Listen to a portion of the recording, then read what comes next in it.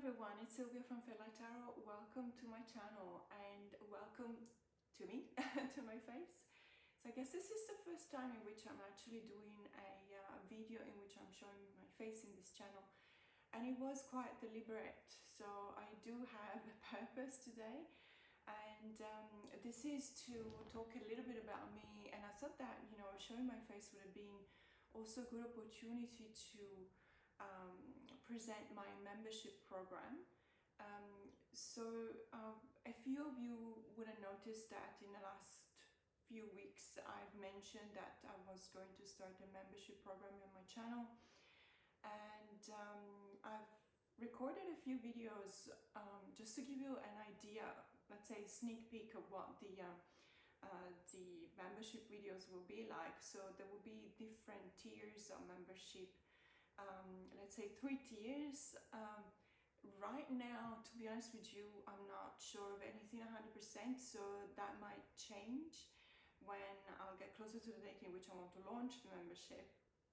However, I do believe that that's probably the best way to go. So 3 tiers, and I just wanted to show you today a little bit of what we're going to do together, depending on which tier you decide to subscribe to. And also I just wanted to, let's say, just introduce myself to you in a way that I haven't done before, because what happens is this: basically on the 3rd tier of my membership, what we're going to do is some really powerful stuff, some very intense kind of work. And it's a work that in many cases will take different shapes. It might take the shape of a shadow work, for example, but it might also be some kind of inner child wound healing process or grief and trauma processing work that we're going to do together. And obviously it's something that I thought that it would have been best to just show myself, because I kind of know that you want to see a face in front of you when you talk about some things. And of course we're going to have a look at a few tarot decks, and we're going to have a look at a few spreads that I use when I'll explain what the videos in the memberships will be like. And so without further ado, I'll say let's just dive into it and see what that is. So there will be, as I anticipated, there will be 3 levels of membership, and the first tier will be, let's say, all about presence, all about being there, all about also for me to be able to have an idea of who you are. And because of course I will be getting access to your handle, your name, let's say. Not your name as in your personal data, that will always be safe, in the sense that YouTube does not share any kind of personal information with me, but I will know, for example, your email. And the reason behind that is that you'll obviously show as my members with your email, or the email, in any case, the email you're using to access YouTube. Which is, you know, from your point of view, it's not a big deal, I imagine, but for me it actually is, because I will be able to at least have, you know, a name to match up with the actual person, the virtual person also. And that's the first level of connections that we'll have. At that level though, because it is very, let's say, very basic, you will have several benefits, but not access to all of the videos that I will be posting. So there will be some videos that will only be accessible from the 2nd tier up.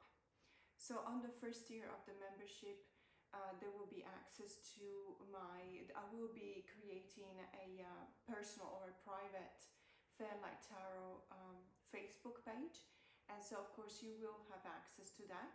And you will also have, you know, access to personalized emojis and personalized icons, in such a way that whenever, for example, you watch some of my public videos and you comment on them, I will actually give you priority on the responses that I give. And that basically would be, together with the access to the Facebook page, that will be pretty much the sum of all the benefits that will be dedicated to that tier, which is, I realize, not much, but then again, it's not a lot of contribution that I'm asking for that tier.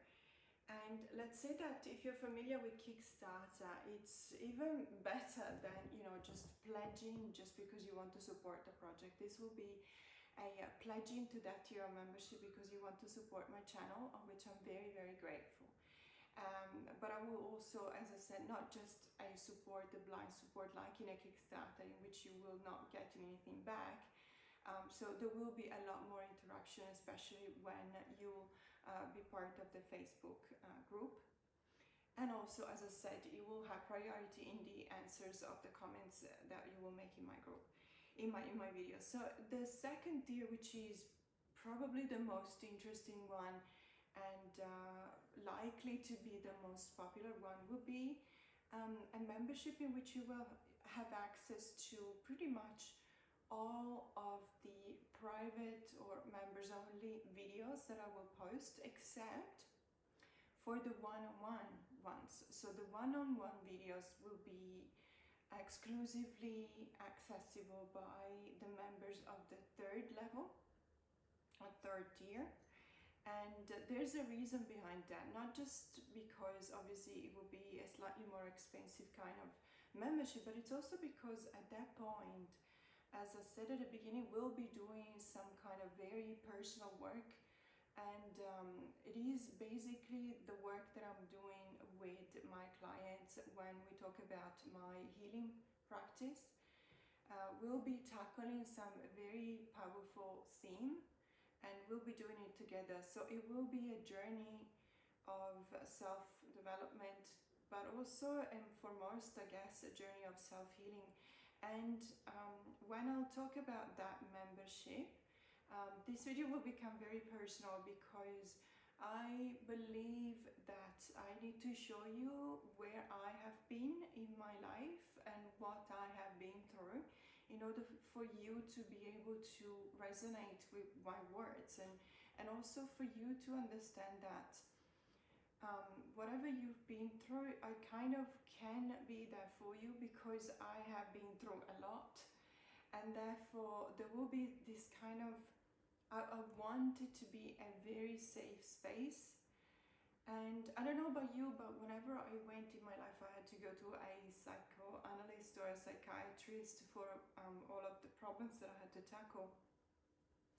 I always felt like asking, do you really understand what I'm talking about here? Have you been through this kind of trauma? Because I honestly believe that if you haven't, you probably can be very empathic to it, so you can try and understand it, and you can try and be sympathetic to the person, and you can definitely create a safe space for this person to express themselves. But it is not the same as saying, I actually understand what you mean, not just because I've been studying about these kind of traumas, but also because I've actually been through them myself. And so it is not, please understand that this is not a self-indulgent kind of video, because I have no reason to do that.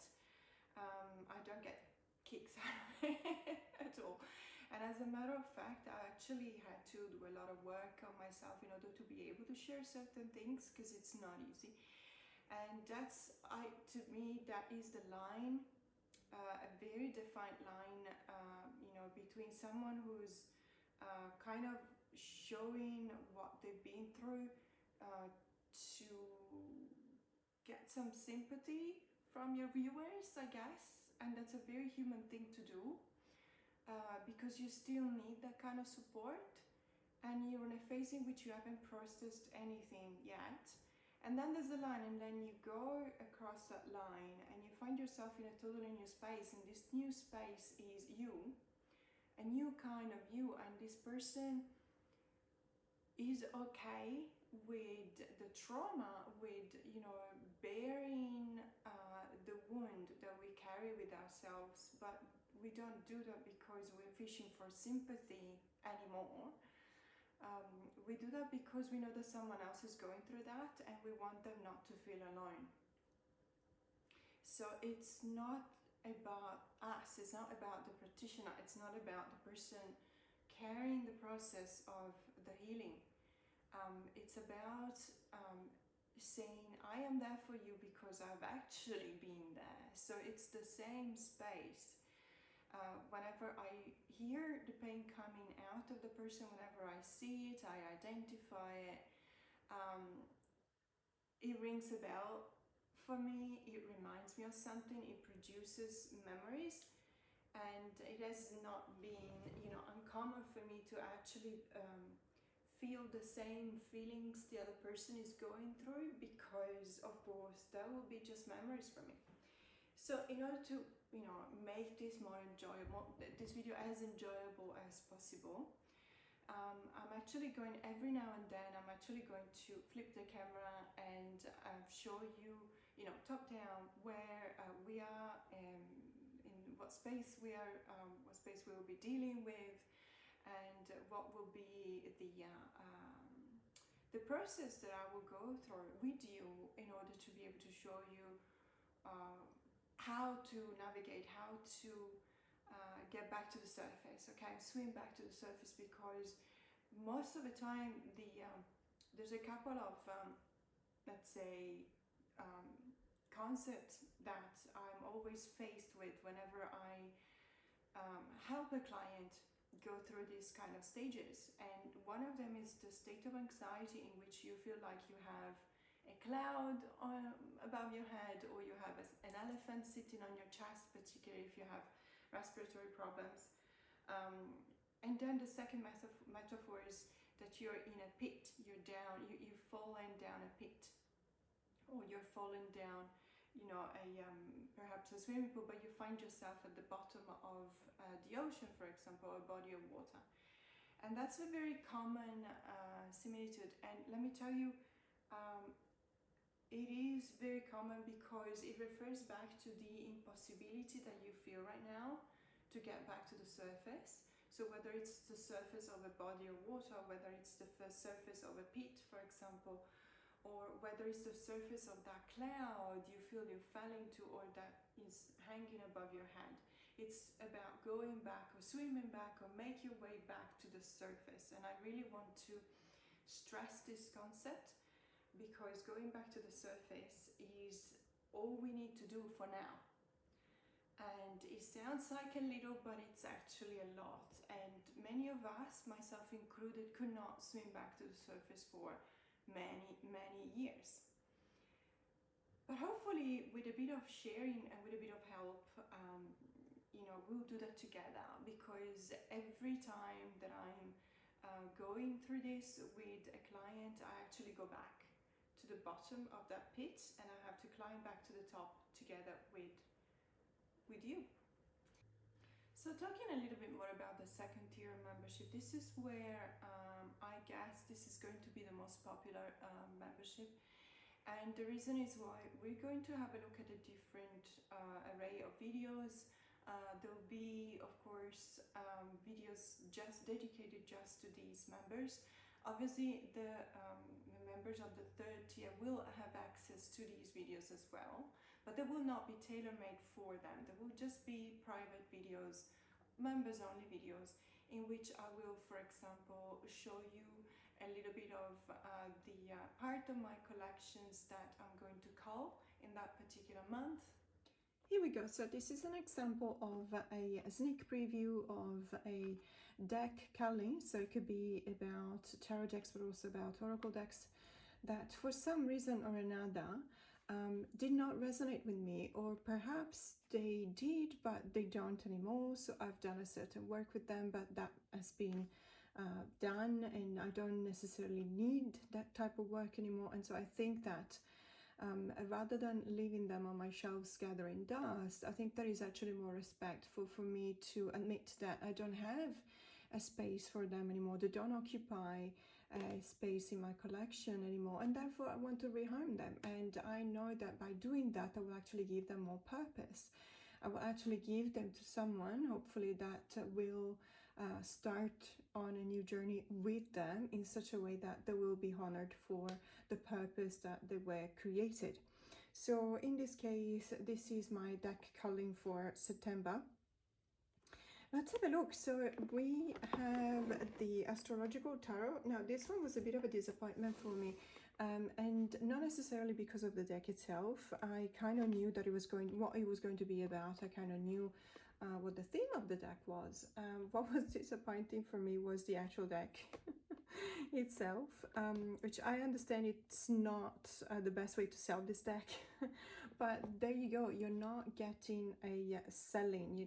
This is not a sale video, okay? It's just a video in which I'm showing you the decks that are going to be rehomed. And I'm going to be sometimes very honest, simply because, as I said, I'm not trying to sell you something. I'm literally just explaining the reasons why I want to rehome a certain deck or another. So the astrological tarot.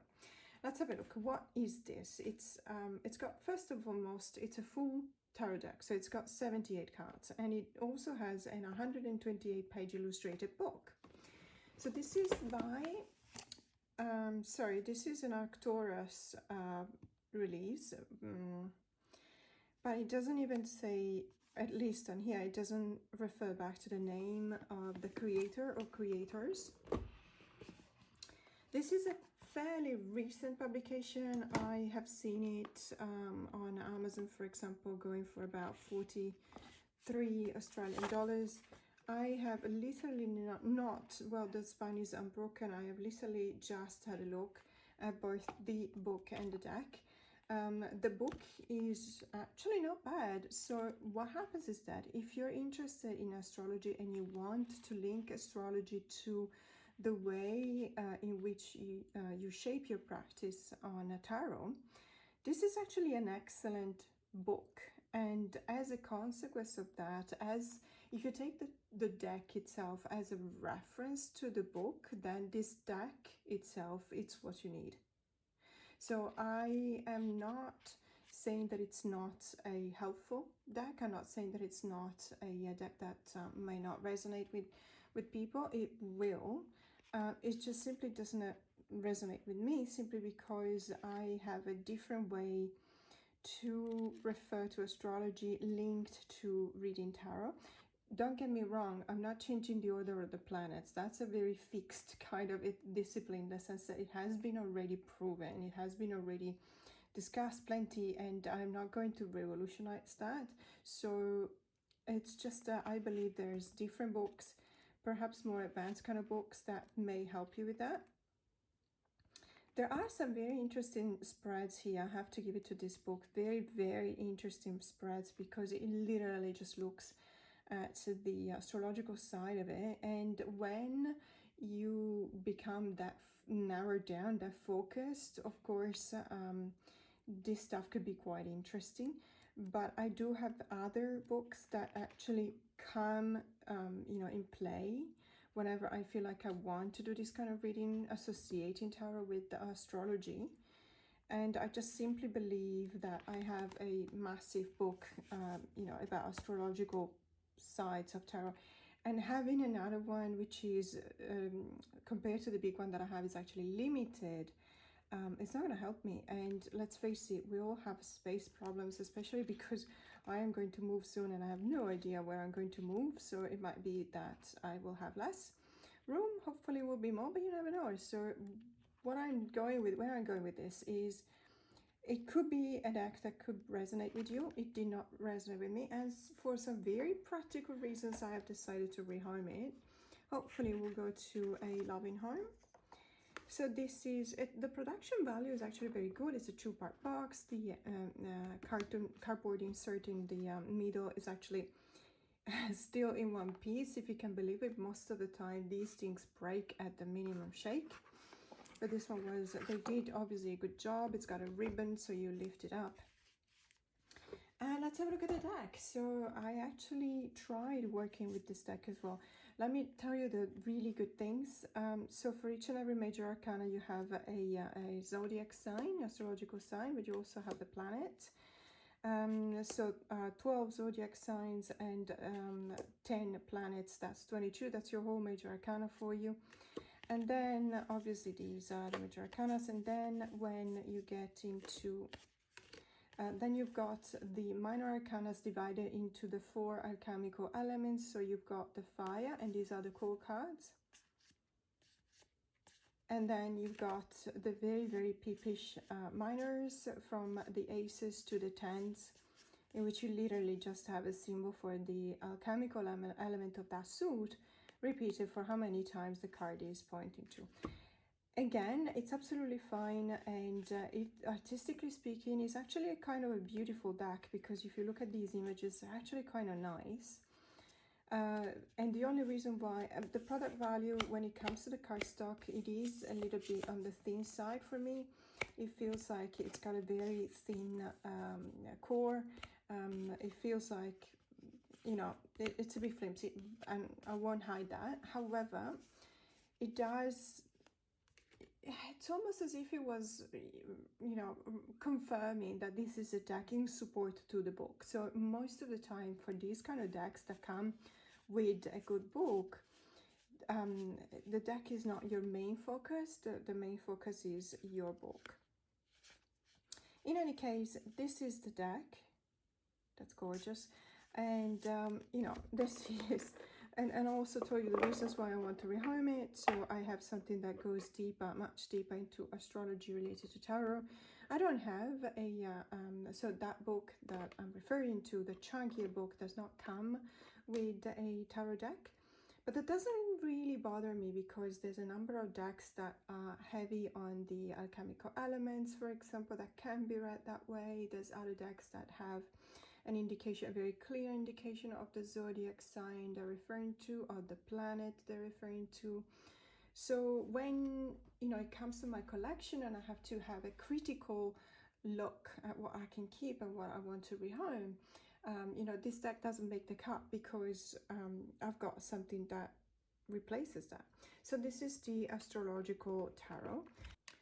Now let's have a look at another deck that I'm going to be rehoming, and this is the Stray Cat. Yes, the Stray Cat Tarot. This is an independent tarot deck, and it's I bought it in Thailand at Kinokuniya, because in Kinokuniya they do sell these kind of decks. So they sold the, for example, the Luna Lapan Tarot, the Stray Cat. They sold the which one was it? So there's a few, the Ari deck, for example. There's a few from, I think it's the same studio that actually produces all of these decks, Mali Publishing. This deck, why am I rehoming this deck? Simply because I have the Luna Lapan. If you don't have the Luna Lapan, you will not know it, but the images, this come with a certificate, of course. It's an original. I will never ever sell you know, fakes. I had one fake and I didn't even know that it was a fake, and that was my mistake because I didn't do enough research. But in my defense, even though thin it is, some fake decks are 99.99% similar or the same as the authentic. This one was literally the same as the authentic deck, but the only thing that was missing was a thumbprint cut on the 2-part box, and I got to know that that was, you know, a way to identify a fake deck from someone that actually got in touch with the author of that deck, and the author said, no, all of my decks have a thumb cut in the box. And so I was like, okay, well, this must be a fake then. But I actually paid a fair bit of money for that deck, and it used to be a legitimate source. All of the comments on the website of this reseller were very positive, so I don't know whether this reseller duped everyone, perhaps, but that was a massive surprise to me. And I actually I will never rehome that deck. I don't use it because I strongly believe that the energy of a deck is imbued in the moment of creation, and if it's a fake, it doesn't have the same energy and it doesn't read the same way, and there's a number of reasons why I would never use a fake deck. However, going back to this deck, this is the Stray Cat Tarot. Now, unfortunately, the version of the manual is a Thai version because I bought it in Kinokuniya, but it is very straightforward, and as you can tell, there's not that much information anyway. This is a 100% RWS kind of deck in the sense that all of the images are pretty much, let's say, a reinterpretation of the traditional RWS scenes with the substitution of the characters with cats. So of course you will see here, let me just zoom in for a second so I can show you better. So you will see here the 501s, you instead of having 5 persons, you'll have 5 cats and then so on. And this is a, there you go, the Queen of Pentacles, same with the Queen of Swords, 4 of Pentacles and so on. This is a very sweet deck, don't get me wrong. Every time I look at it, I think to myself, do I really want to rehome it? It's such a sweet deck. And I do have a oh, look at this 9 of Cups, isn't it just fantastic? It's adorable. So I have 2 cats, a black and white and a tortoiseshell, and so this 2 of Cups is resonating a lot with me. But it's just because I have the Luna Lapin, which is exactly the same. Instead of having cats, you have, well, rabbits, bunnies. Oh my goodness, look at the 2 of Pentacles. I may change my mind, guys, because it's just so sweet. In any case, so this is a demonstrative video. This is one of the videos, if you are a member, if you become a member, signing up to my second tier of memberships.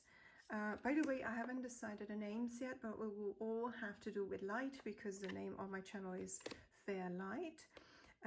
So I don't know whether it will be light gazers or, you know, light bearers, light seekers, perhaps. I don't know. It will be something around that. But in any case, if you sign up for the second tier of my membership, you will have access to a sneak preview of my deck culling. So you will have a priority access to, if you want, to purchase, you know, these decks.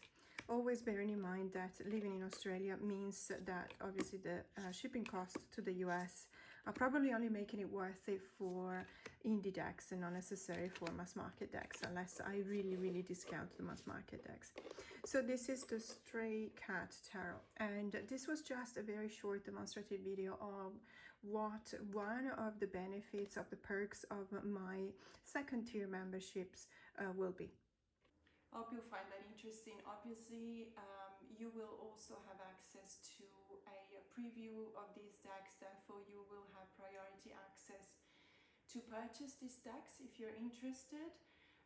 Of course, I will have to specify that I do live in Australia and shipping to the US is quite expensive. However, it looks like it's shipping to everywhere. It's become expensive, even within Australia. However, for indie decks, of course, it might be worth the case. I don't know, it's always up to you, but I just wanted to put it out there that I will have to ship from Australia, and the shipping costs will be, unfortunately, I cannot face them on my own, so I will ask you for a contribution to the shipping costs. If you're already in Australia, of course, it's easier, but as I said, not cheap to ship within Australia either. There will also be a live chat every month. I need to, you know, get tech savvy about that because I've never done live chats on YouTube before. I've done plenty on Zoom and other platforms, but you know, hopefully we'll sort it out. And during these live chats, we can talk about pretty much anything.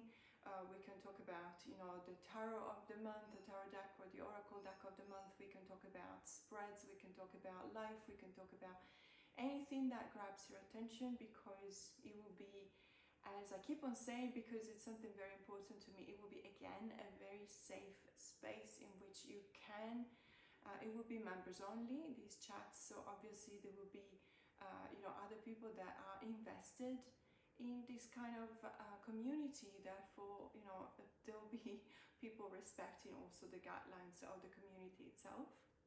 But there will also be something that I've been asked about by a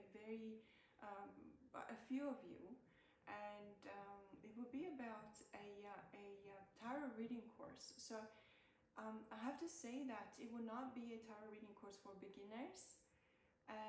because I believe that there's already many of them out there. In particular, you can see on Lisa Pappas' channel. She's got a fantastic tarot course for beginners, which is called, I believe, Tarot on Wheels, and she assigns to each and every tarot card a keyword, which makes it much easier to visualize, but also memorize the meanings of the cards. And if you're a beginner, I highly recommend you to, have a look at this playlist. I think it's a playlist on her channel. I think it's free. You don't have to be a member of her channel to access to these videos. What I will present you with is a more of an advanced kind of approach to how to read tarot. And the reason why I wanted to be a more advanced kind of approach is because, first of all, as I said, there's plenty of courses for beginners out there, but it's also because that's the way in which I actually learned how to read tarot. So I was literally thrown in the middle of it. And I started because it runs in the family. Divination runs in the family. If you're Italian, you will be familiar with certain type of practices. So my auntie, for example, was very versed into osteomancy, and I learned from her. So osteomancy is bone casting or bone throwing, but also charm casting in some cases. But she was doing all sorts of divination related to what in certain cultures is called root work. I guess it's not called like that in Italy, but obviously it comes from very ancient practices, Roman practices. Rome was very famous, for being the birth of certain divination practices. Rome itself as a city was built in a certain place because of geomancy, so they were actually studying and divining the best place to start building a city. And they were told by the muse to build it on the 7 hills, and therefore, it's something that we have in our DNA, I guess, because it comes that far away in the ancestry line. Some of us brought it with them, throughout the course of our own ancestors, to the point of, coming to the present day with that kind of passion for divination. Some others have lost it on the way, which is absolutely fine. It's not for everyone, and I completely understand that. And it's also because I want to make sure that we understand something. So I come from an array of different cultures because of my relatives. So I don't look Italian, I know that. I actually have ancestors coming from Celtic origins. From my mother's side, my mom looked pretty much like me, I think, from the photos. Unfortunately, my mom passed away many years ago, and so I don't have a lot of memories of her. And when I was little, she was always very sick, so the memories that I have of her are associated with hospitals basically. But from the photos, when I was little, I look very much like her. And so my origins come from Celtic origins and also from Northern Italian origins, and that's something that I always pay a tribute to. So it's something very important to me. So I was explaining why my way of reading tarot or teaching tarot is rather advanced, or more advanced at least, than a beginner stage. And it's because of the way in which my brain is wired, I cannot just focus on one. Whenever I look at a card, I cannot just focus on one level of knowledge of that card. So a beginner's level of knowledge of that card, but I have to tell you everything that there is to know about that card. And I believe that it's actually the best way to learn how to read. And granted, it takes a lot of commitment and it's a much harder way. I agree that for most people, learning just keywords per card will actually get you there faster, but it will also only give you a very limited vision or understanding of the card itself. So I was debating, just to give you one example, and I will actually refer to the card. So let's switch the camera and have a look at what I mean. To give you an example of what I mean by a more advanced look at the cards, whenever I'll be giving my tarot reading courses, classes, or videos, I wanted to show you this deck. So this is the Slow Tarot by Lacey Bryant. It's a fantastic deck. By the way, it is currently out of print. It's an indie deck, very hard to find. However, I received the news from someone reliable that this deck will actually be reprinted. So, you know, if you missed out on this deck and you really like it, then there will be a possibility for you to grab a copy. So you just have to sign up for a newsletter. Let's see if the website is here. No, it's not here. But in any case, I will just make sure to link it in the description box below, so you'll be able to log in and sign up to the newsletter. The reason why I want to show you this deck in specific relating to the way in which I will be teaching tarot is because I really wanted to show you a very specific card on this deck, and it's the Devil card. And the Devil card in this deck is very unique in the sense that many devil cards are portrayed in the same way. You've got the actual devil, you know, as a master up on a throne, and probably with a smirk on his face and looking down, because he's holding in his hands, he's holding chains that are wrapped around a couple of persons. Most of the time this is the iconic, let's say, representation of the devil card in 99% of the RWS inspired decks. However, this, even though this is still an RWS inspired deck, this is the devil card. Now this devil card is let's say, well, first and foremost, it's actually not called the devil, it's called temptation. And you see, for example, a person holding a glass with some liquid, that I think it's wine, it could be alcoholic. Sorry, it's not very on focus, is it? Okay, that's better. And there's cake in the background. There's I can't really tell whether it's more than 2-3 people laying on the grass, and in a pose that lets you imagine that perhaps they're just enjoying in the moment and oblivious of everything else that is happening in the world. And the word temptation makes you think that all of these people here, whether they've been tempted by drinking, for example, or by eating, for example, or by sex, for example, or by just being idle, they cave to this temptation and they became obsessed with it. They became complete slaves to this temptation. Now, this is a very good interpretation of the devil card, in the sense that obviously we've seen one of the aspects of the devil, and probably also the most popular one, in the sense that obviously whenever we think about the devil in a biblical representation, we always remember it when it was tempting Eve. So it was tempting Eve, temptation, eat from this apple, because this apple came from the tree of knowledge, and Eve was not supposed to, because she was specifically told not to eat from that peculiar tree. She could have everything else she wanted, but that tree or that apple. That makes it, if you have kids or if you have nephews or anything, but even if you have pets, in many cases, you will understand that this is literally like saying, okay, no, you can have all of the toys you want except for that one.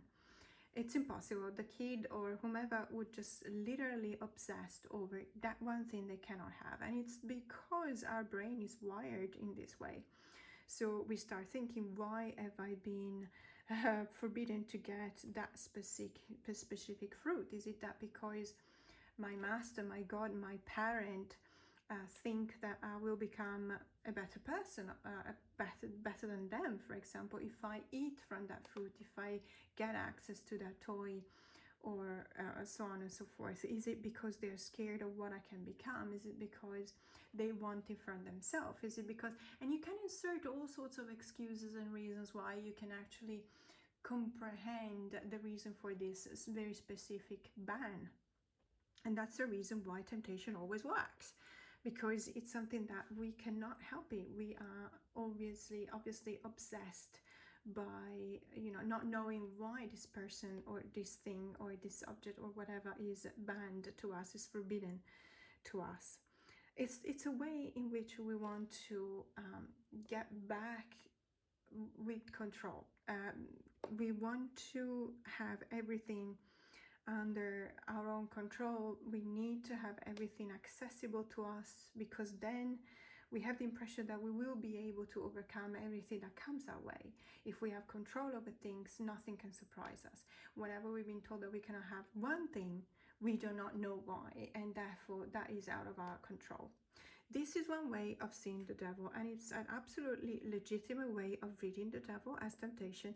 But, and this is where I come in, and this is where I'm telling you this is a more advanced kind of course.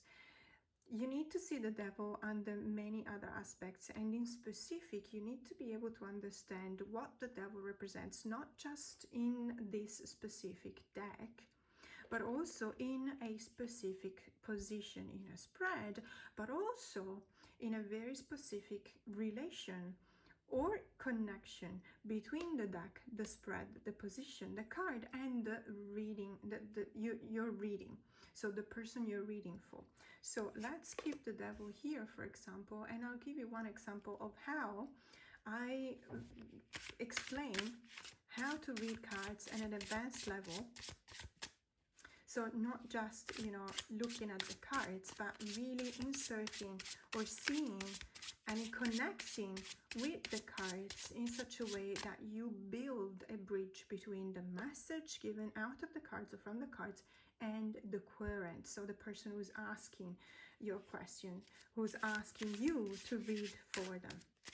So let's say, for example, that we've got the devil in that position, and this is the present situation. So this card in specific is telling us something about temptation. And for now, at this level, at the beginner level, you still understand it as a temptation. Let's see what I can pull.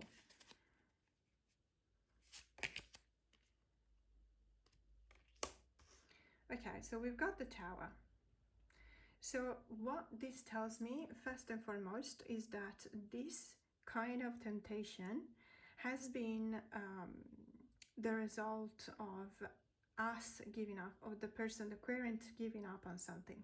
So we, at a certain point, we went through all of the hero's journey or the fool's journey throughout the major arcana. We got to the point in which we could not deal anymore with the obstacles that we were facing. We had been trying to put out fires left and right for quite some time now, but at this point we actually finished. We ran out of all of the energies we needed to put out fires, and we reached a point in which just a crack has become a chasm, and this chasm cannot be fulfilled anymore. It cannot be filled, so it's something that actually needed to come down. This is a fantastic interpretation, or rather, painting of the Tower card, because a house of card is incredibly fragile now, is it? It's something that you have a gust of wind and it will fall down, or even your tremor in, if your hands are shaking by putting the cards on top, or even if you just get 1 millimeter too much on the right or too much on the left, the house of cards would definitely collapse. And so it's something that it speaks of fragility. It's something that it speaks of a fundamental work that has not been done, which is in many cases the opposite of the Tower card, because the Tower card in many tarot decks for figuration actually shows a very strong fundament, a very strong basis of that card, of the house of the Tower.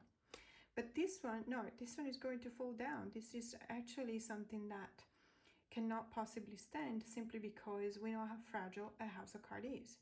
And so there's something else here. It looks as if by this person looking the way, the expression on their face, you can actually read the fact that they felt like it was the right time to actually push the house of card down. So the distraction that is coming, the distraction that is in the cards, is actually brought upon your, if this is the querent, this is brought upon by your conviction that this was not standing, this was not to be still present in the future. It's part of your past. You have been trying to build it up. You probably spend a lot of energies by doing that, all of your energies by doing that, but you just realized towards the end that it just wouldn't stand. And so you push it down, it's collapsing, and there's nothing up after this point. It's a tipping point that there's nothing you can do about it. So this temptation was to, now we understand what this temptation was referring to. This is the temptation to listen to the part of yourself, of your shadow self, that tells you that you're not enough. You cannot do that. You are not good. Whatever you do is a disaster. Whatever you build is not strong enough. You're fragile. You're weak. You're not enough. That is the temptation of the devil. Do you see it here in this card? Perhaps after, after looking at the Tower card, you can see it in this Devil card. However, what we first focus on this Devil card was the temptation to the vice. Eating too much, or indulging, or drinking too much, etc. By associating this Devil card with the Tower card, with this specific Tower card, and that's where I tell you this is a more advanced kind of course, is because you don't get this from just any tarot card. You get this from this very specific deck. So I'm probably hearing your question, okay, but how do I know how to read this with a different deck? You don't, because this is a reading with these two very specific tarot cards associated one with the other. If you had a different devil, if you had a different tower, I would have read it a different way. So this is what I'm going to teach you in my course. I'm going to teach you not just to use your knowledge and the knowledge you acquired on a beginner's course in order to memorize the keywords associated with each and every card in a general sense. I'm going to teach you how to apply your knowledge of that with the specific tarot deck.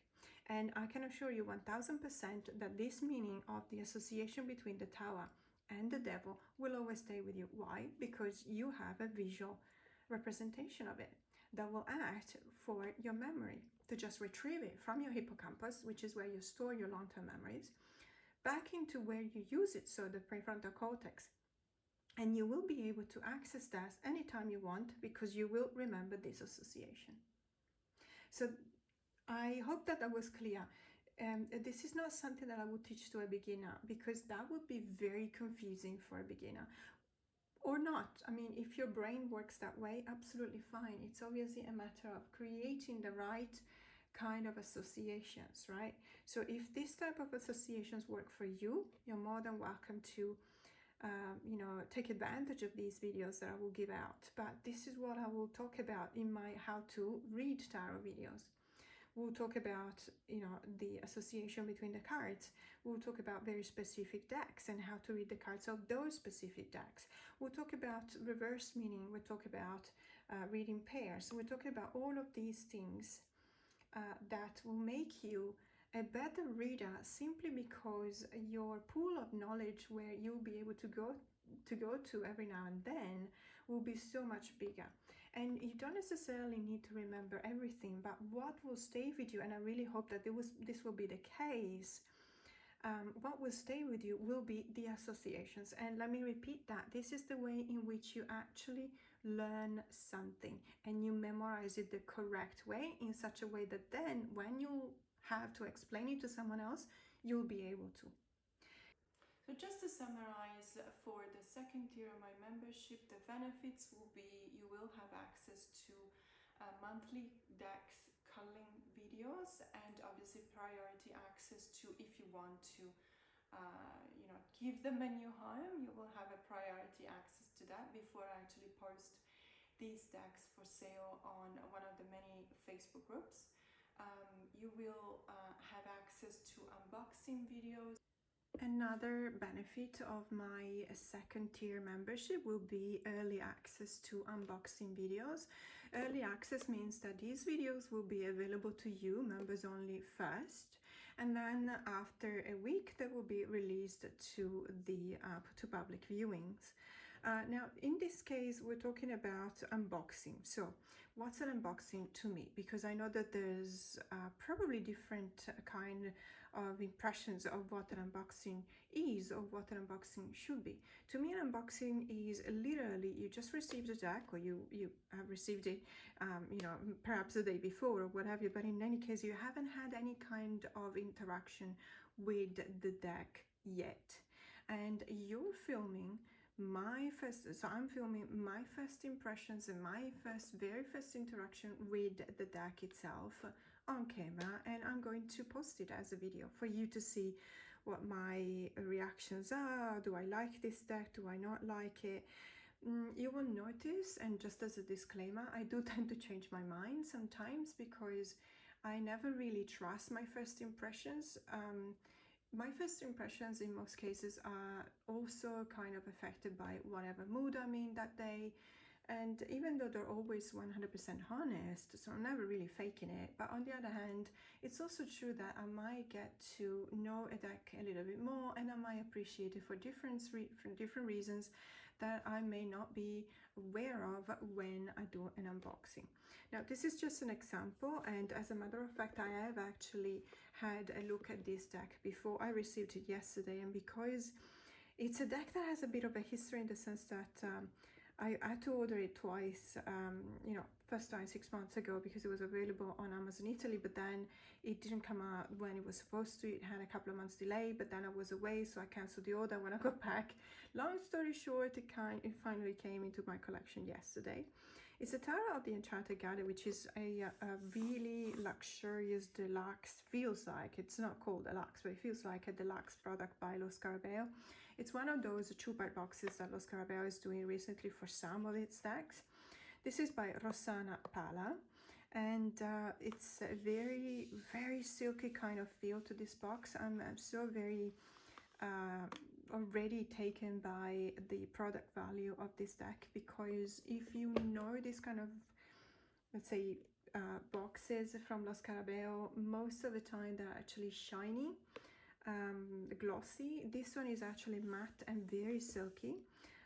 It really jumps up to me a couple of notches on the production values and on the quality of the deck. Then when we open it, we've got, as you can notice, for example, in other decks that use this kind of setup, so the Murder of Crows, for example, will have exactly the same. You have the same image as the outside of the deck. However, in this case, in this specific case, it's actually, let's say, tinted in a different way. And you will have this when you turn the deck around, the boxes around, for each and every side of the box. As you can see, there are all of the, there's mainly, major arcanas. They're all major arcanas. This is a very, very beautiful box. I have to say, I'm very grateful to Lo Scarabeo for upping the antes this way. I feel it is because they kind of feel the cringe when it comes to, US games recently has become fantastic. They are picking up indie decks. They are, upping up the value of their decks by a mile. They are using really high quality gold gilding. They're using really high quality cardstock. They have really beautiful, very informative guidebooks that go with the decks. And also they're managing, throughout all that, they're actually managing to keep the prices down. So I have to be honest, this wasn't cheap to be a mass market deck. This one wasn't cheap. I have to spend 64 Australian dollars, which is about, let me think, 40, it's probably about 40 US dollars, which, for a Lo Scarabeo mass market deck, to be honest, it's rather expensive. I don't mind because, as I said before, I have been looking for this deck for a while, and I was so very happy to see it, available on Amazon Australia, that I just, you bite the bullet at a certain point. Now, this deck, as I said before, I already worked with it just once, but just to see how it feels. What I want to say is, when it still comes to the product value, this is the kind of papery, very soft and silky kind of cardstock and finish that makes the this particular side, which is very nice, and I like it very, very much. And it's becoming one of my favorite cardstock because it sounds like a charm, it shuffles like a charm. It's absolutely fantastic. It is a matte, obviously matte finish. The only thing is that in this particular case, and just this one, not related to the cardstock at all, but to the inks used, ironically on camera it looks much softer than when it is, you know, to the naked eye. And I am saying this because I realized by looking through the camera, I actually realized that you don't necessarily see how distinct, how much of the contrast there is on the naked cards, because the camera is kind of softening the edges of the images. So this is something that it's unrelated to the cardstock. It's simply because of the way in which this deck has been printed. And you know, that it doesn't look like it's got a lot of contrast. However, it is, trust me, when you do get it and you have it in your hands, you will see that. Now, going to have a look at the guidebook, what made me very happy is that, okay, spread using the cards, that's the usual. The major arcana, so you don't have a thumbprint of the card itself, but that's not always necessary. What I do really appreciate is the fact that you got, say for example, in this case is the Six of Pentacles. So let's go to the Six of Pentacles, just to, okay, give you a good example. So this is the card, this is the Six of Pentacles, so you've seen it. And then you go to page 38 where you got the English part of the guidebook. Describing the Six of Pentacles, a wealthy matron freely distributes money to the beggars outside her gate. Okay, that's the case. Her generosity will return to her, perhaps in unexpected ways, but an act of charity is its own reward. So what I wanted, the reason why I wanted to read you out of the guidebook is to show you that this is actually what it shows on the card. And it's not just a reference to the Six of Pentacles in general. It is specifically done and written for this deck in specific. So the humility of the people in need reminds her to be gentle with those less fortunate and to be grateful for her own abundance. It is a blessing to receive help, but the greater blessing is to give it. The scales indicate that your own attitude towards charitable efforts will tip them towards a positive or negative outcome. So there's a description on why, for example, you see a scale in this particular card, and you don't necessarily see it in all of the decks. As a matter of fact, I don't recall any other deck that has a scale on the Six of Pentacles, but I like this interpretation. It is true. So she is taking, because this scale, obviously this dish on the scale was heavier, so she's taking out of that and giving, because where she has more, it means that she has to give. And when she has to give, this will go back in balance. Work toward a general state of mind that will benefit and advance your goals. This is just a, let's say, a reminder. Key ideas: generosity, true charity, philanthropy, prosperity beyond worldly possessions. So obviously at the end you have a couple of keywords just to remind yourself of the general meaning of the card. Now let's see if I can go to a major arcana just to show you what I mean also with the majors. There you go. Well, we got the full card.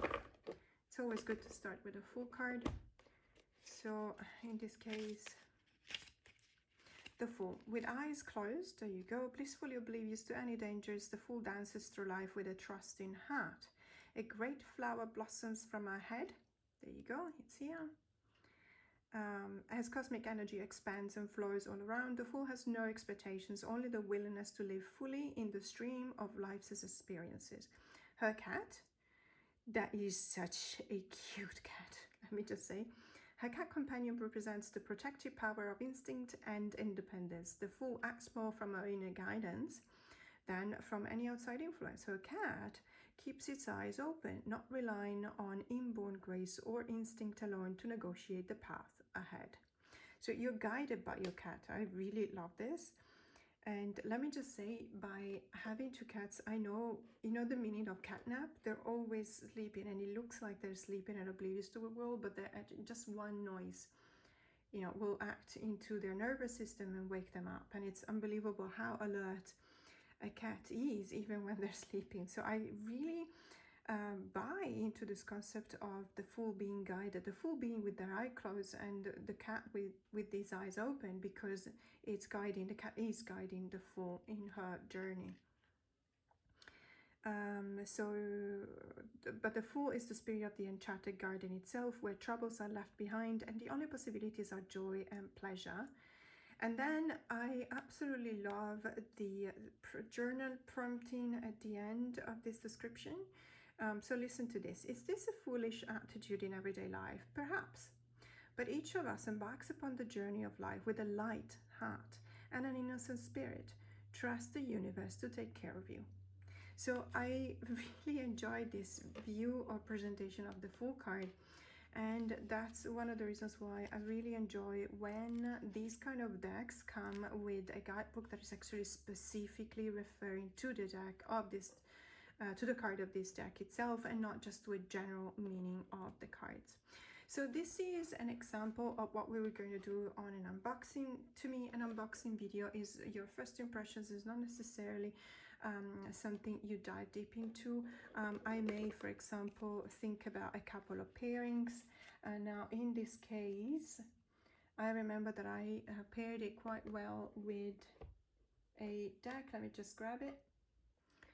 So I've been pairing the Enchanted Garden Tarot, the Tarot of the Enchanted Garden, sorry, with another Los Carabeo production, but this is an oracle. This is the Journey of a Lonely Soul oracle cards. I believe that these two actually go really well together. However, I have to say that because of the nature, rather dark nature of this oracle deck, it feels as if any kind of work you do with pairing, combining these two decks together, is a very powerful work. It's not a light work. It might very well be more similar to a shadow work. So like I usually do, I'm just gonna split the tarot deck in two, and I'm going to put the oracle deck in the center here, because what we're going to do is we're going to look at the key message coming out of the oracle deck, and then we're going to have a look at the tarot cards on the sides and try and understand where this message needs to be seen. So in this case, we have an imposing impediment between the Nine of Pentacles and the Fool. It looks as if, in this case, the carelessness of the Fool is actually preventing us. It represents an obstacle or an imposing impediment, so a very strong pushback to achieving that kind of windfall we actually need in our own project, in the project that we're carrying out.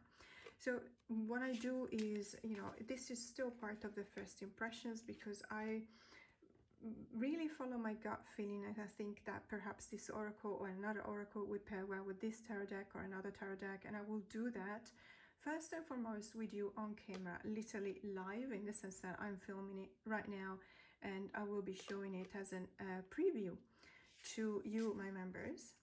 Then obviously, if I like these kind of pairings, I will then do a whole video about it. So every month I'm posting a video of my favorite pairings of the month, simply because every month I have new decks. I mean, let's be honest about it. I do tend to get in a lot of decks in my collections. I also rehome a fair amount of decks. So the turnover is pretty high, but that's because that's the way I do it. That's my practice. That's what I do. And this is actually making these videos actually more interesting, or at least I hope they do, because I will be going through the motions of deciding whether I want to keep a deck immediately, you know, when I have a look at it or not, basically on camera. So we've got perpetual particulars between the Queen of Wands, I was about to say fire because I see fire here, and the Ace of Pentacles. Then we've got the portrait of a seeker between the Eight of Wands and the Two of Pentacles. And we've got the reflections of artifice between the Ace of Swords and the Three of Pentacles. You will notice that because this is a first impression, obviously I didn't really shuffle the Tarot, the Enchanted Garden that much. So these ones are, it looks like they are following the suit of pentacles, and okay, now that changed. So what do you think? Because this will be also something that I will be very appreciative of. In my membership, what I am really looking forward to is an interaction, is a connection. So if you have, you know, what does this pairing make you feel? Do you think is a good pairing? Do you have any suggestion for a different deck to be paired up with this one? Do you think that it's actually not working at all, and why? Do you think that if it is working, is it true that it can actually be used for shadow work? So this is, all of it will be available to you if you sign up for at least the second tier of the membership. And this is part of my first impression, or rather unboxing videos. You will have access to, let's say, tarot reading courses or medium to advanced courses videos. And you will have access to a monthly live chat, members only. And also, and this is for each and every one of you, you will have a free one-on-one. So one-on-one in this case will be private reading, tarot reading session. And if you have already received a tarot reading session from me, you will know what I mean. But if you haven't, it's very simple. So you will send me an email with your question, and I will post this video which will be visible just to you. Now this tarot reading, so let me explain. There will not be the work that I will do with the members on my third tier memberships. Those will be very intense kind of work, as I said at the beginning, and that will not be the case for the second tier. The readings that I will do for you on the second tier will be simple readings. So it will be, for example, a 9-cards pull, or a Celtic cross, or even let's say a deep dive into a 3-cards pull. So it will be, you know, your questions that I will answer. So another perk of becoming a member of my second level of membership will be that you will be able to send me an email with a question, and I will answer with a reading. And this reading will be posted on my YouTube channel, but it will be visible only to you because it will be set on private mode. So this is just an example. Say, for example, this has been already shuffled, by the way. This is the Tarot of the Enchanted Garden. Let's say that some of you sends me an email asking about what do they need to do right now in their career. They reach the point in which they probably feel like they've seen everything that had to be seen and know everything that was to be known, and now they want to know is there anything they'd be mindful about that they should be paying attention to in the future when it concerns their career. Now this is a pretty straightforward kind of reading, and what I will do in this case, depending on the level of the question, I will feel whether it's more appropriate to do a 3-cards pull or a 9-cards pull. Generally speaking, I will start with a 3-cards pull, and then I will just deep dive into the cards with an additional 6 cards. Or a Celtic cross, or other types of readings. In some cases, I will actually build up a spread specifically for the question that you will ask me. So in this case, this person wants to know if there's anything she should be mindful about. Let's call her Gina. Gina wants to know, is there anything I should be mindful about when it comes to my career? So obviously I will have a different setting here. I normally, when I read, I use a velvet kind of reading mat because it's easier to fan out the cards. In this case, I have polished wood, which is not the best. So I'm just going to choose the cards like this. But this is not a real reading. It's just a sample reading. So, okay. So first and foremost, this is the present situation. This card in this position is the present situation. I literally just let the cards come to me and tell me what they need to tell me. This tells me immediately that it is exactly like that. So the premises of this question are: I have known everything I was supposed to know. I have learned everything I was supposed to learn. I have pretty much climbed all of the walls that I needed to climb. What do I do now? And this is the World card for you. So you have reached that kind of completion of the cycle, completion of the journey. You were full at the beginning, you went through all of the ordeals, and now you reach the World. So you have reached that kind of, let's say, goal that you wanted when you started your journey. But now that you've reached your goal, you feel like you're kind of at a loss because you don't necessarily know what to do next. This one reflects you, absolutely. So then we pull another card.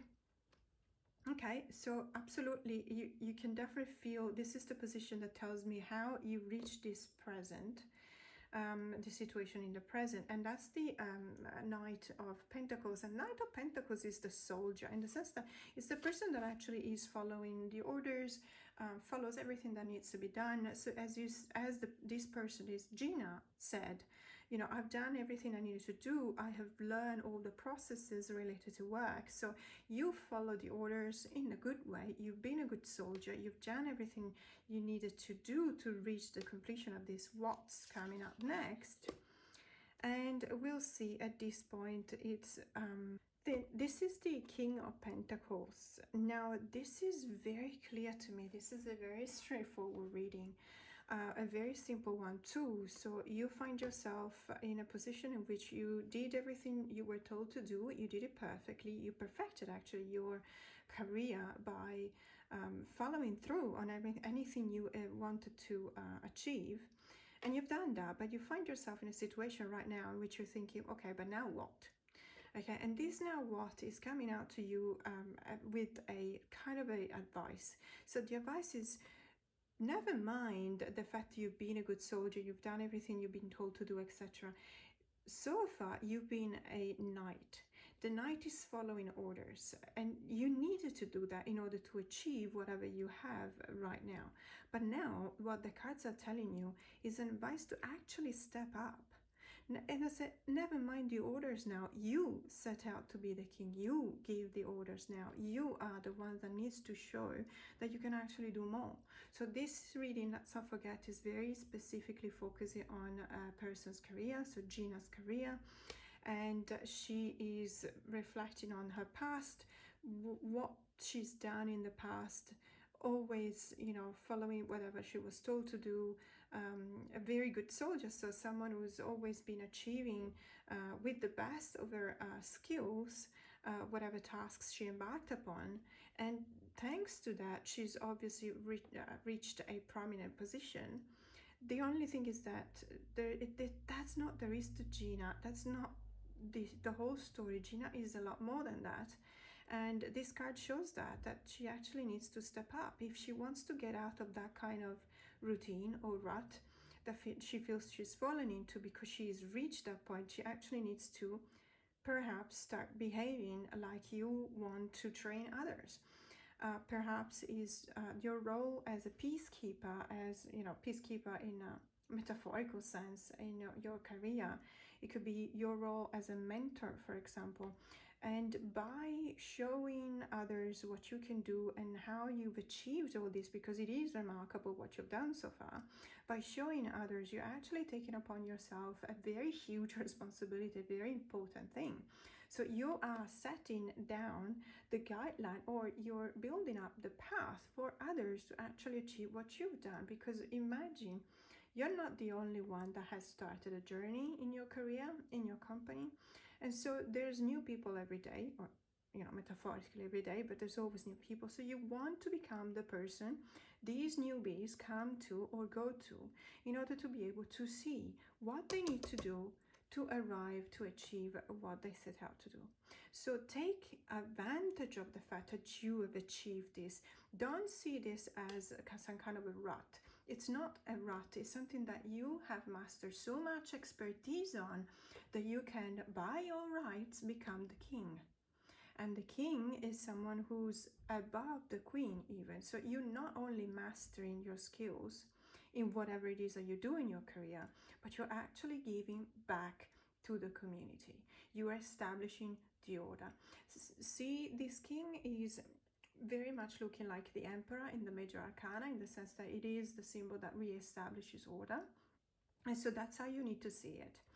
So as you can see, this is a very impromptu kind of reading. Obviously, it's not a real person. Gina doesn't exist. There will be a lot of Ginas out there, but no Gina has asked me that specific question for a reading. But this is an example of readings we will do. In many cases, if I feel the need to, right now, this is not a real reading, so I don't feel the need to dive even deeper. But what I can do is expand this reading into a 9 cards reading. So I will pull 3 more cards in here. And now I'm just doing like this to better understand, you know, what are the causes of the reasons or the past events that actually brought the present into being. And so I will read these 3 cards in support to this card, and then I will pull another 3 cards here to actually have a deeper understanding of what this card is advising you to do as in the outcome to your question. And so this becomes a kind of either a deep dive on a 3 cards pool or a 9 cards reading, where these ones are, you know, information, additional information on this card, and these are additional information on this card. So this is, as I said, an example of what you can get as a private reading. If you send me a question, that will be once a month from the members of my my second membership level. And if you've never received a reading from me, basically the nitty-gritty stuff is I just need your, well, obviously your question. And if you have a tarot deck preference for me to use, and also the email with which you actually access YouTube, because that's the way YouTube sets the parameters on a private video. So we need to have access to your email so that you can go to this video via your email, because you will receive a link, an invitation link to watch this video. So yeah, this is an example of my readings. When it comes to the 3rd level of membership, this is where we can really get some interesting stuff done, and that is, let's say, 100% private. So obviously, as a member of the 3rd tier, you have access to every benefits that comes with the 1st and the 2nd tier as well. So you'll be completely inclusive of all of the benefits. So you'll be part of the Facebook page. You will have access to all of the sneak previews of all of my unboxing, the deck calling videos, the monthly live chats, the tarot reading courses as well. And you will also have, if you want, monthly reading, one-on-one or private readings. But what we'll do, and I really want to put a lot of dedication in how to explain this, and so I'm going to show you one example of the type of work that we can actually do together.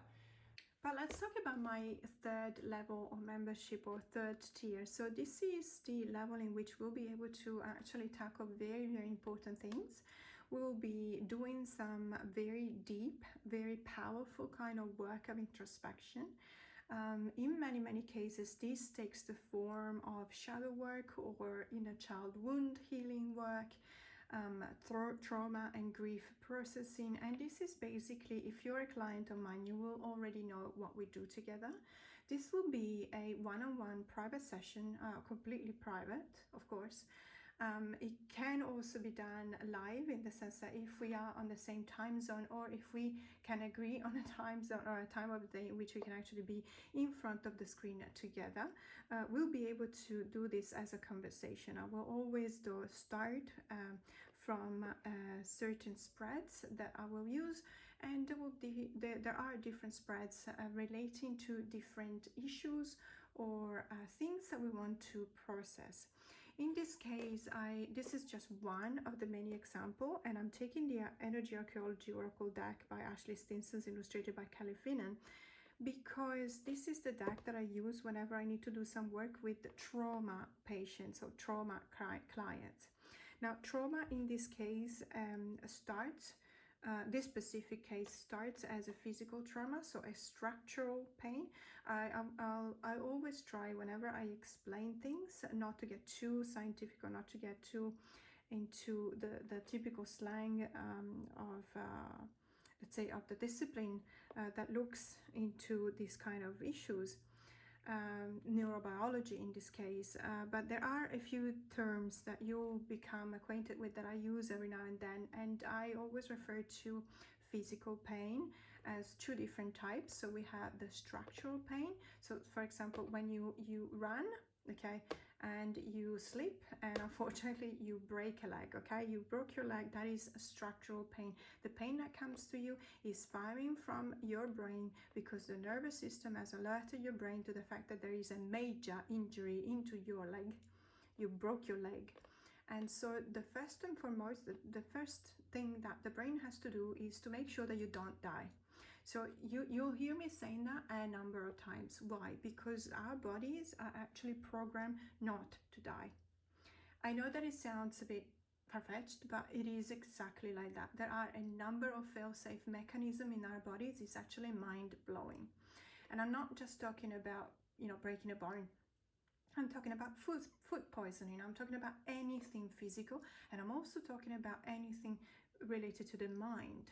So whenever the body has the impression, let's say is under the impression that something is not working, there is a failure in the system, perhaps the digestive system is failing, perhaps the respiratory system is failing, perhaps, as we said before, you broke your leg, your brain will act in such a way that it will tell your body to in whatever way to stop doing what they're doing. So if you're running and you broke your leg, your brain will give you so much pain by standing on that leg that it will make it so that it's impossible for you to stand back up again. That is structural pain. However, structural pain is only part of the pain. And to be honest with you, I get only 1 or 2% of my clients that come to me in relation to trauma, healing for trauma, come to me because of structural pain. 99% of you come to me because you have what I call neuroplastic pain. So neuroplastic pain, as opposed to structural pain, is a structural pain that has become so permanent in your structure, in your body, that has become chronic pain. And that's where, unfortunately, we have the main grief that comes. Because imagine, so you've been running, the same person has been running, they've been sleeping, they broke their leg, the pain sent all sorts of really strong signals, unbearable pain to the nervous system in such a way that it makes it impossible for you to stand up on that leg again. And therefore it saves you, at the moment it actually saves you from standing up on a broken leg, which will result in additional damage. So that is what the brain is supposed to be doing. The pain you feel, even when you have a fever, the pain, your stomach heaving and you throwing up something that was poisonous, is your body saving you. I know that at the moment you hate the pain, because if you broke a bone, you know how painful that is. And if you've had food poisoning, you know how miserable you are. But trust me, you have to go through that, because if your body did not send those pain signals to you, you would definitely incur in a lot more damages. If you don't expel from your system something that is poisonous to your system, you may eventually die.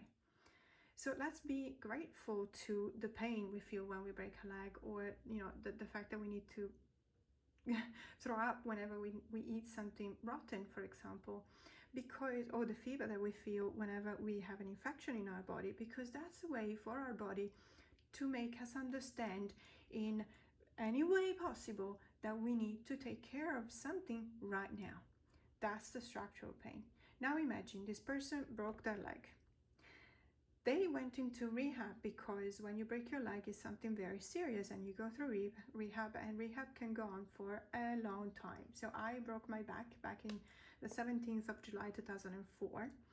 And so what happened was, I was surfing. I was in an island in Cape Verde. If you don't know, it's an archipelago in front of Senegal. It's actually in the ocean in between. It's not far from Senegal, but it's also not far from Brazil. So it's where the two continents actually are quite close to each other. It's a wonderful place. I highly recommend going, because it's really, really beautiful. And what happened was, I wasn't an experienced surfer, but there was no sign. It was a very wild kind of place. There was no, let's say, lifeguard in that place, and no one was actually warning you of the fact that the surf was very rough. And I did the stupid mistakes as everyone does. So I was there with a group of people. The others were more experienced than me, or even more lucky, because in some cases it's just dumb luck. And I was the one that was caught, and unfortunately I was literally taken by the waves and just smashed against the rock. It wasn't a sandy beach, it was a rocky one, and I was quite unlucky to end up on a rock. If I had ended up on the sandy part of the bit of the shore, it would have been less painful, probably, but I don't know, because it didn't happen that way. So what did happen was that I actually fractured my pelvis, and it was a neat, it was a fairly neat fracture, although I didn't know that at the time. So that was the way in which I have recreating the experience in my mind, and I've done that like a million times, I can assure you, ever since. So we're talking about 2004, and now it's 2023 at the end of it, so almost 20 years. So every time that I go back to the accident in my mind, the first thing that I think about is, how is it possible that I actually could lift myself out of the water and make it limping and screaming, but still walking on my own two legs to the shore. That was because what happened was my brain immediately understood what was going on there. So there were two types of information being fired to my brain. One was, I broke my pelvis, I broke a bone in my body. If I stand on my legs right now, I'm going to do even more damage to my back. Okay, so that was one information that was coming to my brain. On the other hand, and that was really strong, it was like someone shouting in the brain's ears, you broke your bones, you have to immobilize this person, because otherwise you're going to inflict more damage. On the other hand, on the other ear of the brain, there was another voice that was just as loud. It was saying, yes, but you're underwater right now, you cannot breathe. If you breathe, you're breathing in water, you're going to drown. So which one is more powerful? At that moment, this one was more powerful.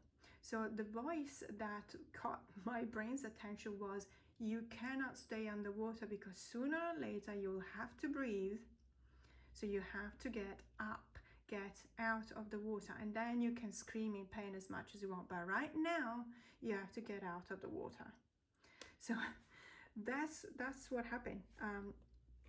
This year, the pain that was related to the breakage of the bone, somehow I could not feel it, because I knew that I had to stand up, and that's what I did. I literally stood on my two legs and on that bone that was fractured, and it was still painful, but the instinct to preserve my life was much stronger, and so I made it to the shore. And then there, obviously, that's where everything went downhill. Thankfully though, it was my body allowing myself to actually feel the pain, because I knew that others had made it to the shore. I was safe because others saw me, they knew what had happened. I could count on them to do whatever it needed to be done, in this case, to call an ambulance, etc. So I could let myself feel the pain related to the breakage of the bone. Now, what happens is that this is all part of your experience with a structural pain. When this pain stays with you, because, and please understand, this is very important, this is very vital to understand the difference between structural pain and neuroplastic pain or chronic pain. The alarm bells that rang into my head, convincing me that I was in so much trouble, in so much danger, that I had to let's say, lessen or turn a blind eye or turn a deaf ear to the bone pain, will be associated to the same kind of feeling of being uncertain, of being not safe, of being in danger for the rest of my life. And I'm talking about my life, so it's my own experience, but every single person that comes to me that had to go through that kind of trauma will have had exactly the same experience. Why? this is because of associations, because our brain actually recreates the same experience whenever there are circumstances. We are going through similar circumstances. Whenever we feel unsafe or in any kind of situation that tells our brain that we are in danger, we will be associating that with that kind of pain. We will be brought back to that kind of pain. We will still have our brain telling us that the most important thing to do is going back to the surface, okay, because we need to breathe, and that's the most important thing, not to die. Keep on breathing. However, on the background, there'll always be that pain. So with all of the rehab that I've done, almost 20 years later, I still have pain. And that is something that is, of course, if you do MRIs, if you do all sorts of tests, you will see that perhaps the cartilage around my bones is a little bit worse for the weather, because I'm in my late 40s. Of course, that happens when your body grows old, but it's not much different from anyone else's, really. So it's not necessarily that that particular pain is still with me in very specific circumstances because I haven't healed the structural pain. The structural pain, referring back to the broken bone, is not there anymore. My pelvis is not broken anymore. It actually has healed much quicker than the rest of my body. But the structural pain has left so much of an impression, of an imprint on my nervous system, that whenever I find myself in a completely different situation but feeling the same way, so feeling unsafe, everything that was imprinted, chiseled really, in my brain at the time will come back to me, including the pain on my bones and any impossibility of moving, for example, but the need to get back to the surface, the fearing for my life. And I'm not exaggerating. Yes, I do sometimes the instinctually fear for my life, even when threatened by words, not necessarily by events. If I find myself re-experiencing an unsafe situation, my brain will go back into a survival mode in which I know that I have to go back to the surface. That's a cross that I have to bear. That's something that happened to me, and it's very similar, I imagine, to many things that may have happened to all of us. What my practice is about is, first and foremost, identifying that kind of pain, understanding whether your pain that you have is a structural pain, so due to the breakage of a bone or indigestion, or you can't breathe because something is crashing on your chest, so that kind of pain. Or is it neuroplastic pain? Is it chronic pain? Is it something that is actually related to your nervous system just reliving that particular traumatic experience?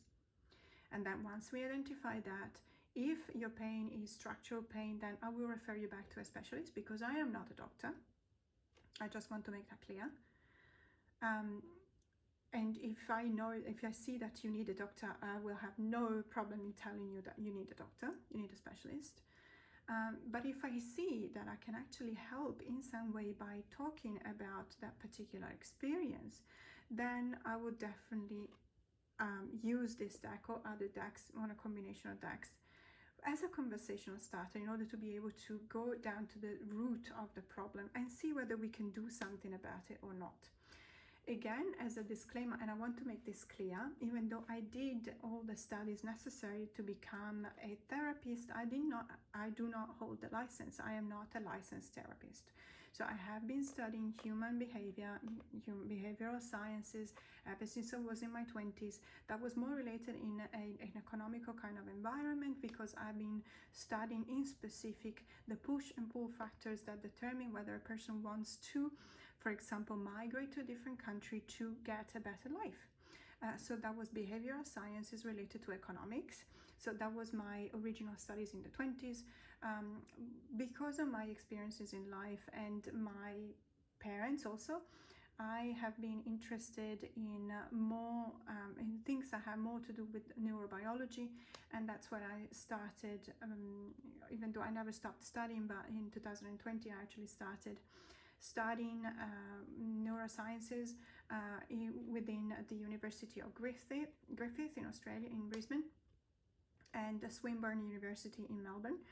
And in particular, I have been studying psychology of crime because on a biological, from a biological point of view. And I'm, all of the things that are related to, let's say, a neurological or neuroplastic perspective on pain. So this is what I'm doing recently. I'm tackling the neurobiological aspects of neuroplastic pain as opposed to structural pain. The reason why I want to do this without necessarily getting a license, because that is not what I want to do, is to be able to compensate my healing practice, the healing part of my practice, with the neurobiological and scientific aspect of what I do. However, I repeat that I am not a licensed therapist. My type of healing is not based on a therapy and should not be seen as such. I myself turned down quite a few of you coming to me, and I'm so very sorry, but we had this conversation. So if you are listening to this right now, you will know what the conversation was when we had it. When I see that I cannot help you and that you need a very specific help from a licensed therapist, I always say that. I would never, so my first and foremost imperative and my pledge to you is to keep this environment safe. And of course, this comes from, for example, spreading out the guidelines of everyone having to respect each other. But it's not just that, it's also my respect towards you. I respect you as people, and my respect goes also to admitting that there is some stuff that I cannot do to help you. When I can help you, of course I will, and I will do everything I can. But if I cannot, I'm humble enough to admit that and refer you back to a specialist. But I've been talking a lot and I haven't been showing cards, so I hope I didn't, lose your attention. So this is an example of what I do. So in this case, I will ask the person to have a look at this card and take as much time as they need. Let me just zoom out for a second here, sorry. So look at the cards, read about the keywords associated between the bones specifically represented in the card and the keyword associated to that. We got the floating ribs with catalyst, for example, the fifth finger and toe with pleasure, for example, the atlas vertebra with attachment, and so on and so forth. So generally speaking, this is a very time-consuming exercise, and every now and then I had a lot of you actually coming back to me for each and every, not necessarily each and every card, but sometime with the card and asking, but why is, for example, the fourth finger and toe associated with love? And all of these questions make it very interesting, because of course we can have a look at what the artist interpretation, so the creator of the deck interpretation, is about that specific card. I can tell you what my interpretation is of that specific card, but most of the time I'm interested in knowing what you think about that card. Why did you, out of all of these cards, chose that one and just that one to ask me a question around it? Is that because we need to look deeper into that? Is there something that we need to discuss? Is there something you need to be aware of? Is there something that you're not aware of and you need to understand? Perhaps something in the shadow part of yourself that needs to come to light. Or perhaps it's just curiosity, because not everything has to have a meaning. Why the wrist to center of pulse? Well, because you can actually, measure your pulse from your wrist. But whenever there's a card that really speaks to you, even from the image, for example, sternum is about vulnerability. I actually had recently, a couple of weeks ago, a person that we did this exercise together. I was showing the card, so it was on Zoom, and I was showing the card, and she stopped me right there and she said, "Can you please show me this card a little bit better?" And we just spent a couple of minutes on this card, and I remember telling her that whenever you're assessing whether a person is responsive or not, when they look like they're not responsive, they're unconscious, you rub your knuckles. So if this is the sternum of a person, let's do it like that. You rub your knuckles like this. I can assure you it is rather painful. If you try and do it on yourself, you will feel it. But it's also because this way you stimulate a response, even in, so that's a way to determine whether the person is responsive or not by rubbing your knuckles on the sternum. If the person will be fostering, it's called, the term for it is called fostering. So it's an instinctual reaction in which you're actually caving your chest inward in order to protect yourself, because imagine the sternum is at the base or the center of the thorax, and the thorax is where all of your vital organs are. So if your brain is active, if you're not unconscious, you will feel that there is danger because there's something that is trying to, hurt you where all of your major organs are. So the instinctual reaction of your body, your brain will tell your body to foster, so to protect your vital organs. And this is why we have the keyword vulnerability, because it's referring back to the fact that this is the place where we need to look at whether we see whether we are exposed to danger or not, and how much are we attuned or aware, of this presence, of this danger. And then what happened was, let's keep this card, okay? So what happened was that this person really thought that this card spoke to her, and so I literally put it here. And I started creating a spread, with a tarot deck, not necessarily this one, but I have the slow tarot with me right now. So just to keep on talking about the example without any kind of interaction. And I apologize if it doesn't pair up well. This is just for demonstrative purposes only, even though, it is an actual person. By the way, I actually asked this person, because it's such a good example, I actually asked her if it was okay for me to talk about this conversation, and she has given me the permission to do that. Obviously I will not reveal details about this person. I will never do that. So vulnerability with the sternum. Okay, so this person was really taken by this card, and she started thinking, perhaps I am not aware that I'm actually fostering without even realizing it. And that was a key. I wasn't the one that said that, she was, and I was very moved by that, because I really believe that was something that has been blocking her all her life, and that, referring back to neurobiology, I think that her brain had been firing alert signal, red flags to her body all her life, because she never really felt safe. So she never really allowed herself to feel vulnerable and to accept the fact that she was feeling vulnerable. Whenever there was a situation in which she felt like she was in danger, she was fostering and she was pushing away everyone around her, because she did not allow herself to actually open up to them.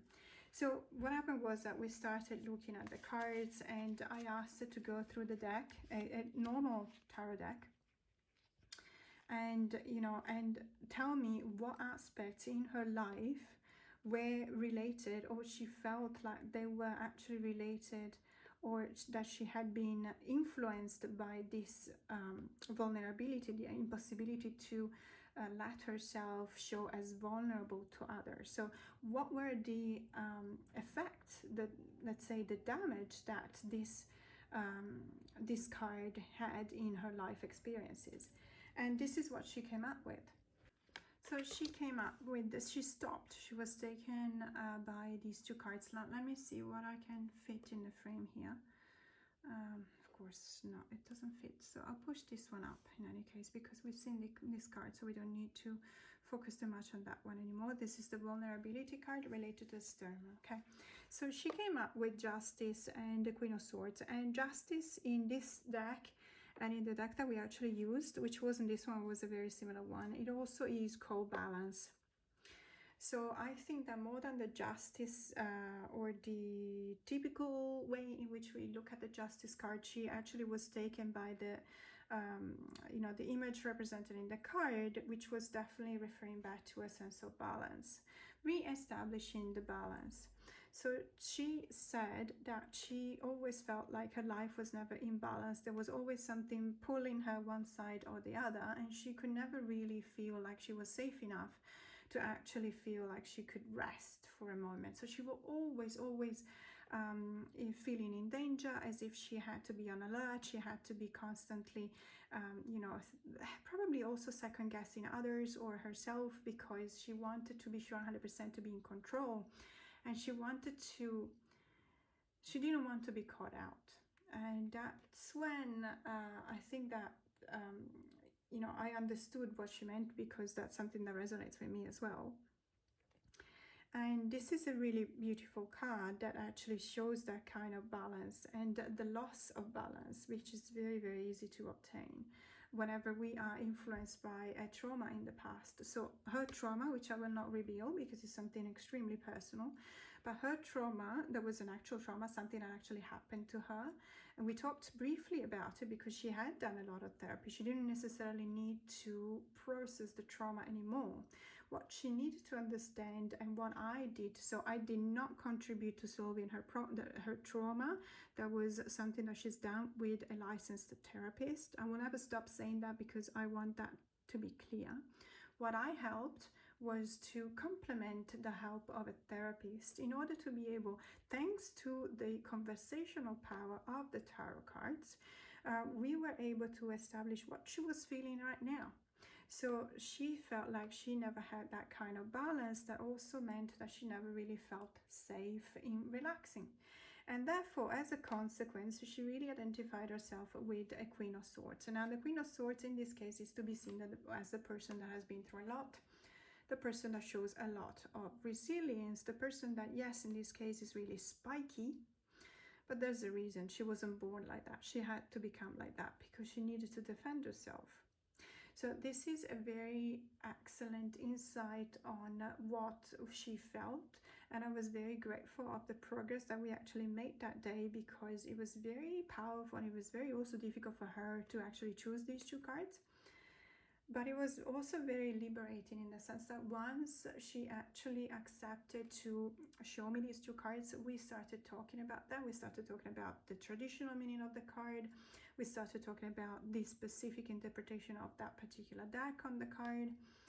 And then I told her, I looked through the cards myself, and I showed her another two cards, and I asked her how she feels about these two cards. And unfortunately, I don't have much room, so what I had to do, I have to push this one up further, and I'm probably pushing these two further as well.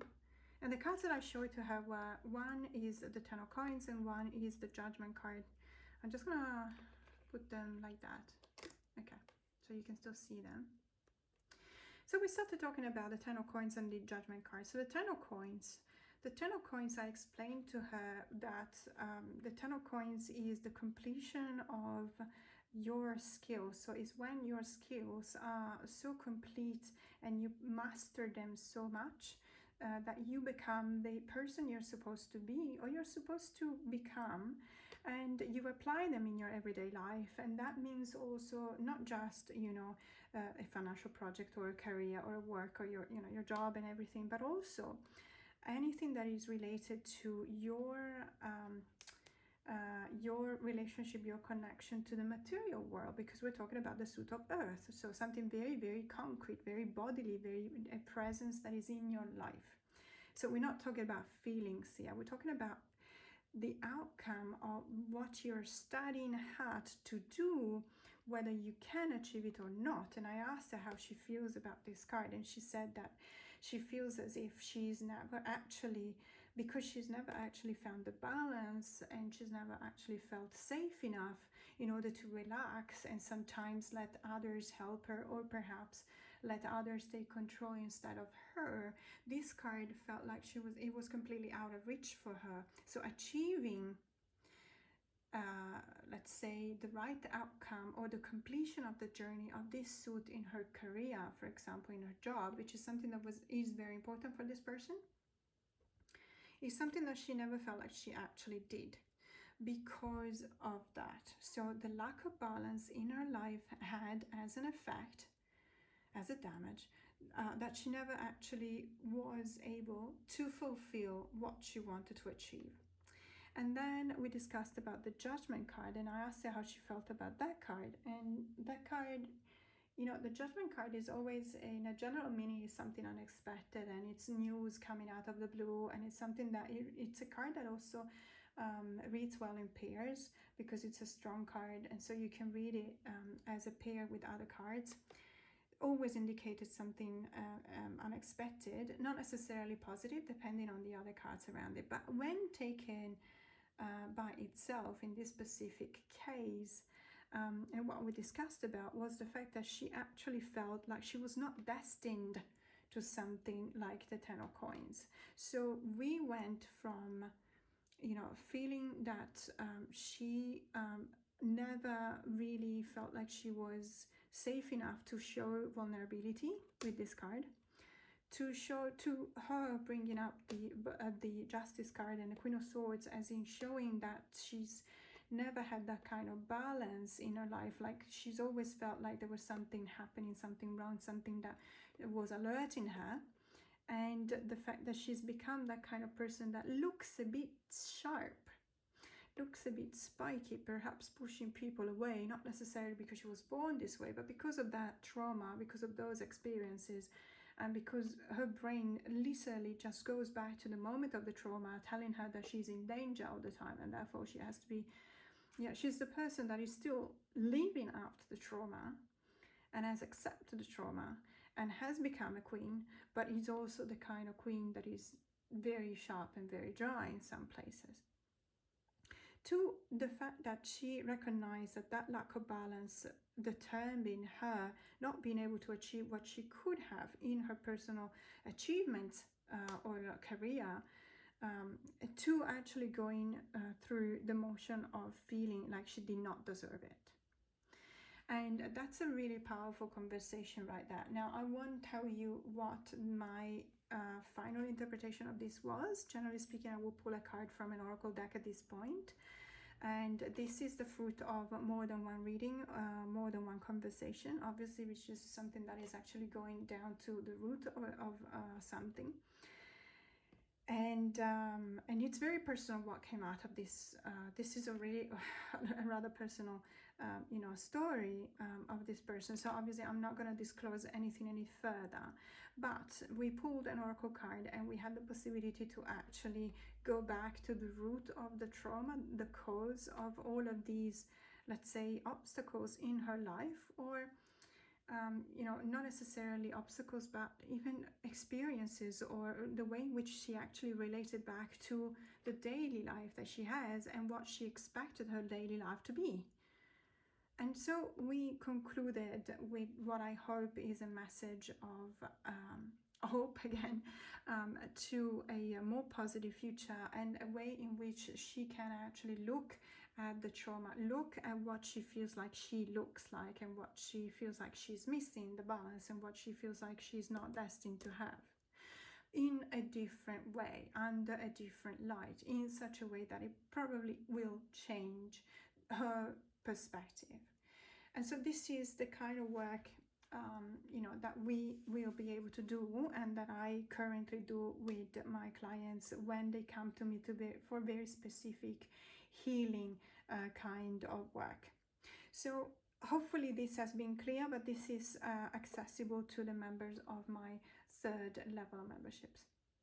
So that was it for today, and if you have any questions about my membership, well, first of all, timeline, I think it will be towards the end of October, if not beginning of November, unfortunately, because unexpectedly we have to move house, and I was hoping it didn't happen.